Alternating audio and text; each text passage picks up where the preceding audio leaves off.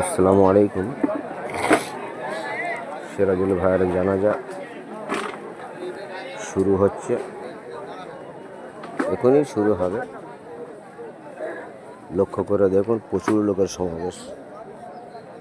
প্রত্যেকটা মানুষের দুনিয়ার বুক থেকে চলে যেতে হবে।